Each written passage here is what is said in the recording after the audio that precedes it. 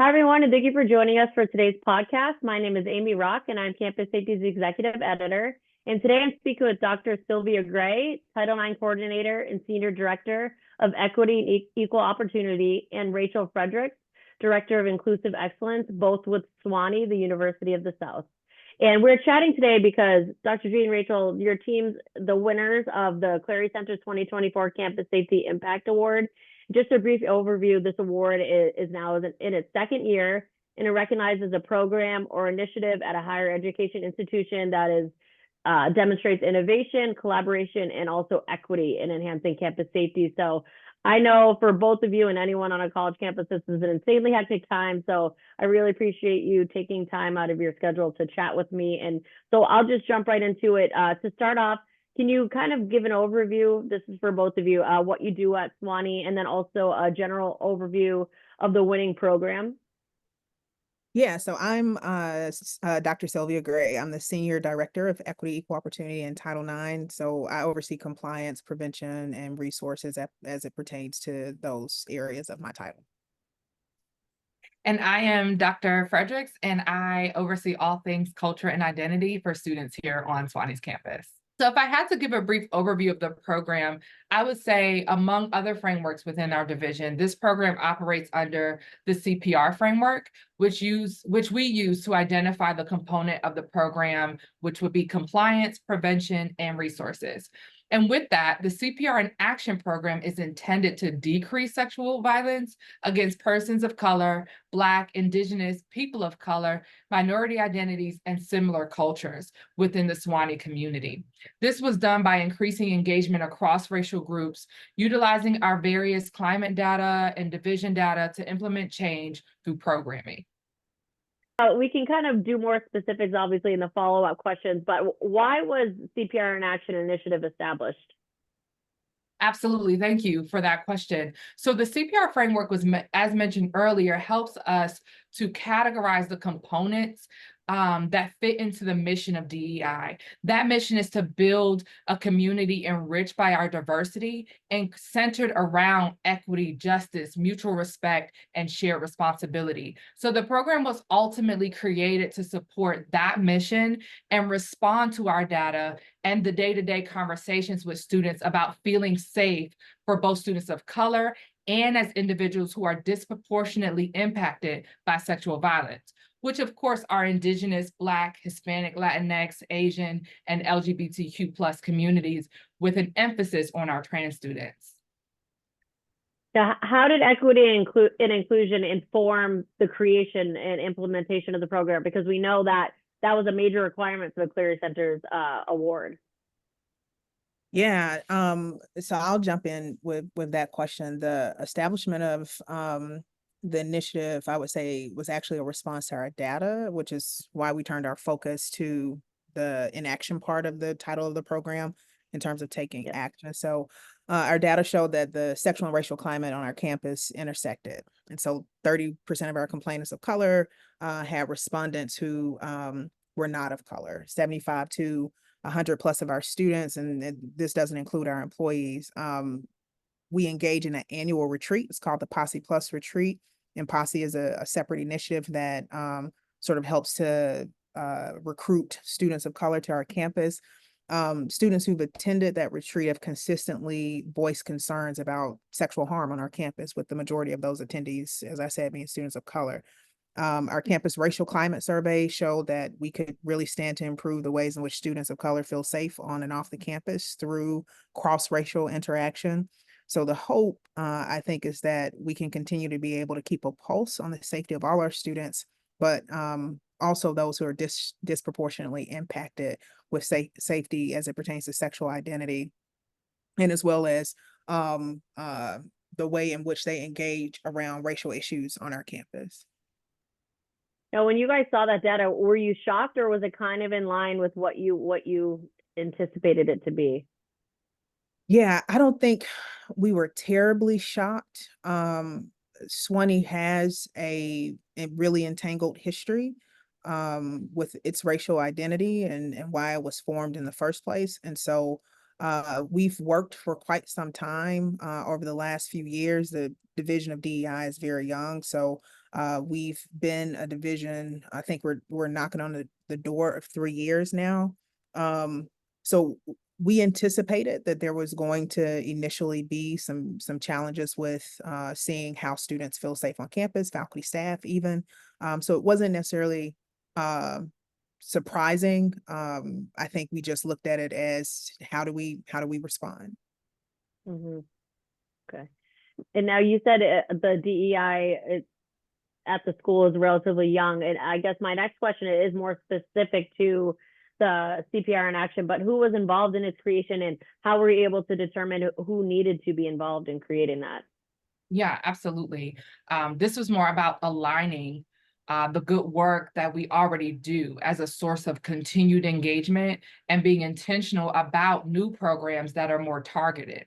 Said differently, we know that the celebration of Black, Asian, and Hispanic Heritage Months take place on a lot of campuses. We know that sexual misconduct training takes place as well. But how are we intersecting the two? And since we know that the work of DEI, belonging, community, mutual respect, shared responsibility, et cetera, is on all of us, it is ideal for everyone to be involved in this work, but without the heavy sense that they need to do something more, or that it would feel like an extra weight on their capacity or the things they already have in their schedule. Can I jump in on Yeah, the last question? for sure. So if you don't mind, I just want to tag in just a little bit more pointed. The DEI division, it houses the offices of inclusive excellence, equity, equal opportunity, Title IX, Title VI, ADA, et cetera. So many of our partners were already under the same roof. So then it came down to the strategic use of our strengths. So for instance, the Office of Inclusive Excellence that Dr. Fredericks runs already oversees belonging and cultural student engagement. They already collaborate with partners with other departments, offices, initiatives that do campus-wide programming that focus on civic and cultural and social engagement. So for example, we mentioned earlier that we have something called the Posse Plus Retreat that some of the student groups, which I'll let Dr. Frederick say more about if she'd like, but they're all students who do social justice programming where they engage in pilgrimages to serve and learn about the areas that they already visit. And then they bring that sense of living in community back to the mountain. So likewise, my office already partners with Greek Life, Community Standards, Sewanee PD, Risk Management, Fire and Safety, and other student groups like our Women's Center or Student Title IX Committee.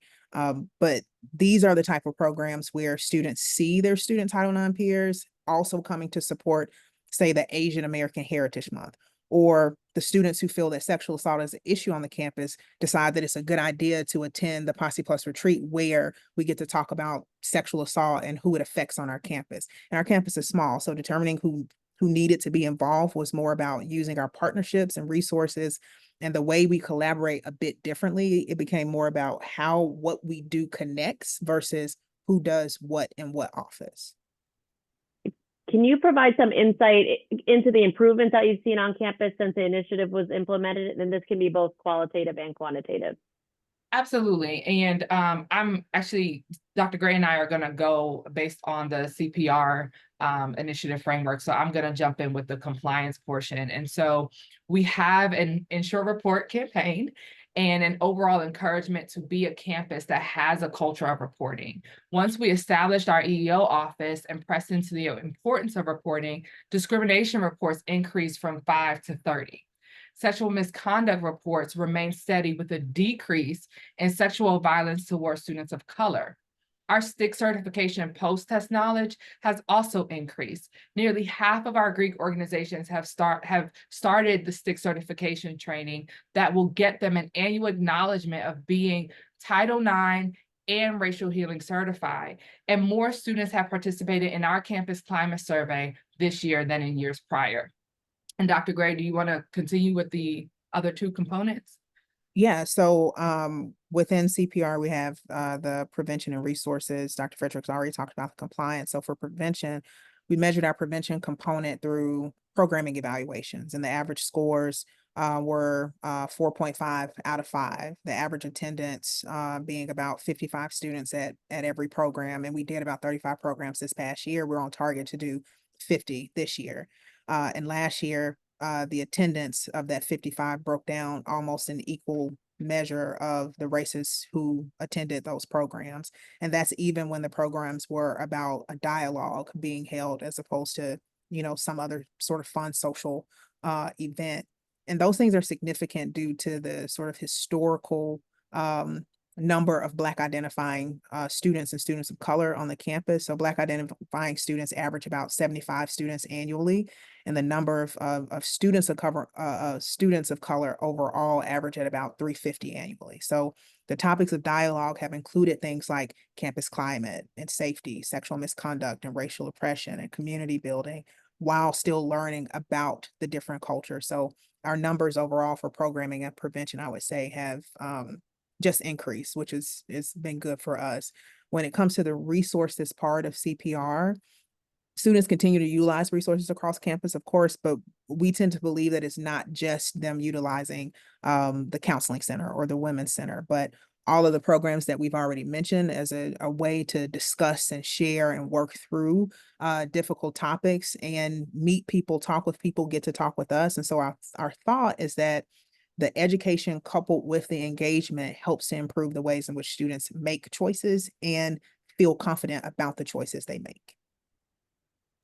Right. Well said. I just wanted to say, I mentioned both qualitative and quantitative impacts because we know stats and numbers aren't always the only way to measure something's success or lack thereof. Like, for instance, on campus safety, we refuse to cover most safe or least safe colleges lists because higher reported crime doesn't always equate to less safe, which your shirt is a perfect example because you are quite literally a walking billboard, like telling people that please report things. So just because something is higher reported doesn't mean it's less safe. And I would say in most, not most, but at least some cases, it's safe to say that it's more safe. So yeah, that's why discussing those two different types of successes is so crucial, I think. Absolutely. And now, what is some direct feedback that you've heard from students or even faculty on the program's influence and impact?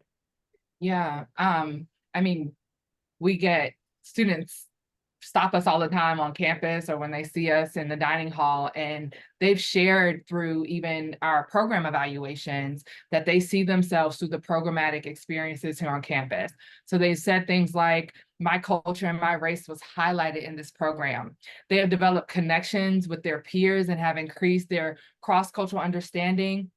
And they'll give us feedback where they say, I didn't know that POCs and disabled and LGBTQ individuals are more likely to be sexually assaulted. They also give feedback on their bystander support, where they say, I am reporting because I've had to intervene. And I remember you showed me the data about how often students report. One of the best compliments I've heard from a group of freshmen this year was that they didn't know the name of the Title IX lady, but they remembered the training and that they wanted to get involved. And so they came and visited us to talk about how they can connect and get involved with the work of C.P.R. in action.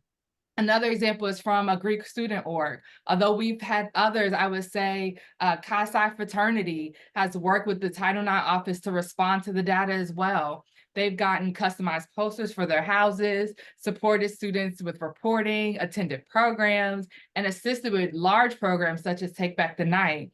Another Greek org shared that they were looking forward to getting their student Title IX certification completed so that they can get a certification banner to hang on their sorority and fraternity houses. Students are pointing to their peers and showing their peers the resources that we have on this campus, which we all know are better received through peer engagement. I know we've had even sororities like PKE, which I think stands for Phi Kappa Epsilon, who worked with the Title IX office to do a train-the-trainer session so they can do a peer education to their own sorority while working to create a pathway toward how members can talk to each other about safety and offer support to one another. Where asking for support has been a bit disjointed in the past, such as asking and hoping for support from 1 or 2 faculty or staff people here and there, we've seen upward of 35 faculty and staff who want to simply volunteer with the Title IX office to support this work and learn how they can do their part to keep our campus safe.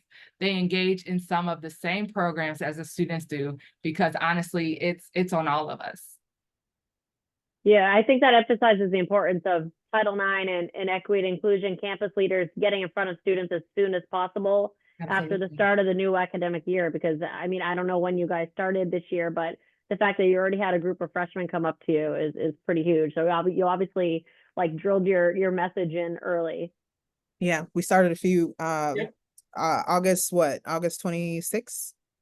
Well, classes started the 28th, but our training started Yeah. probably like more like the second week of August. Yeah. So we hit the ground running in some pre-orientation and orientation programs. Yeah. Yeah, that's awesome. Now, I what advice? I'm sure there are a lot of campuses that will read about your program and be like, oh, that's something that I can or should implement at my campus. What advice would you have for campuses looking to mitigate sexual violence on their campus? Yeah, so let me first acknowledge, of course, that each campus is unique and everyone, Yep. they're going to have their different resources, their budgets, capacity, availability. Even for Sewanee, we're unique in our geography. So for instance, Sewanee is a historically white residential college. It sits on 13,000 acres. And through something called the Roberson Project, everyone is able to learn about the history of Sewanee. So it's named in honor of the late Houston Roberson, who was the first tenure African-American faculty member at the college, and the first to make African-American history the culture and focus of his teaching and scholarship. And the project is an initiative that it investigates the university's sort of historical entanglements, what I mentioned earlier with slavery and slave legacy. So I tend to say that our problems and our progress live in the same house within our Sewanee gates, but we still have to dwell together in unity as our motto encourages us. So for campuses who have sort of those varying degrees of difference and difficulty, because Sewanee has its own sort of unique history, I would say to tackle the one thing that you can and focus on it. And so for us, it was following the data in light of our known history. And so that's something that I think I can speak to in terms of answering that question. So I might advise campuses to ask what kind of data they already collect on safety and what is it telling you. I know campuses have asked themselves, how do we continue to make our campuses safer? But I would reframe it a bit and say, who is our campus currently safe for? And what education do we need to close any of the gaps that we discover? Sewanee has asked that question and interrogated it and took the steps to respond to some of those gaps when looking at our university history. Your ASR, your annual security report, is another great place to start. A climate survey on race or sex or social environment, mental health, substance use is another great place to start. I'm fortunate Tennessee has a survey called Tennessee Together, where all of those components together are part of a climate survey that we're able to use and get briefed on each component for our campus.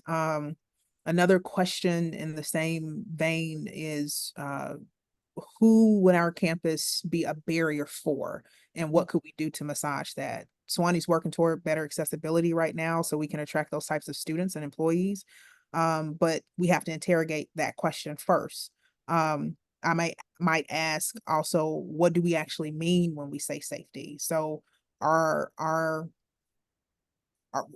and sort of where are we doing well with the components based on how we define safety? So are we looking at psychological safety? Are we needing to look at safety for women on our campus? Or female identifying students? Are we looking at safety or need to look at it for our international students? Like how are we doing there? What about safety for the diverse races on our campus or safety for religious beliefs? I think sometimes safety can be put in this box as this one thing, like nobody's being murdered, nobody's being raped, but there are a lot of different components to safety and you sort of have to score yourself across all of those pieces. So yes, it's a lot of work. It's the work of higher education. When it comes to the human condition, we're supposed to cultivate environments where we can all dwell together. And I think for us, it's atop this mountain. Yeah, I think, like you said, the term safety means something different to everyone based on many different factors. And that can even change within the same person, depending on their personal experiences that they've gone through while on campus. So, and one thing that you had mentioned about surveys, I think that's essentially a no cost effective way. So definitely a good place to start if budgets or funds are an issue for a campus. And You had also mentioned each campus is unique, and that's very true. All campus makeup is different, but I will say the one thing that unfortunately isn't unique is that all campuses are impacted by sexual violence, whether they want to admit it or not. A lot of them, as we've seen in recent news, or kind of recent news, some of them like to sweep it under the rug, pretend it's not a problem there, but programs should be in place on all campuses, at least in some capacity. And we know everyone's budgets are different and being slashed here and there, but to something that you said earlier too, it's not like it's, I can't remember exactly how you phrased it, but like it's not siloed. You can pull in from different groups. It doesn't have to be someone who is specifically knowledgeable to sexual violence or its impact on people of color or different minority groups. So it's pulling in different people's knowledge. It doesn't have to be exact knowledge. Yeah, absolutely. That is all that I had planned for our chat. I don't know if you guys wanted to add anything else that you wanted to share, anything that we didn't go over that you think deserves recognition, or even people that you think deserve recognition within your group. I mean, just our team and our division of DEI, Tarnika Ezel, Kaylee Goodine, Matt Brown, our VP of DEI, who's in an inaugural role, who's leading the ship this, Dr. Sibby Anderson Tompkins, and then just our campus community, and of course our upper leadership, because I think, and Rachel might agree with this, it's great to be at an institution that, you know, wants to do the work. I think wanting is a good place to start. But I think we appreciate being at Sewanee because Sewanee is willing to do the work, and they're taking steps that are not performative, but that we are all involved in the progression of the work. And so we want to continue that sort of energy moving forward. Absolutely. I would 100% agree with that. Sewanee is invested in a safe and productive and developing campus. So I'm excited about that.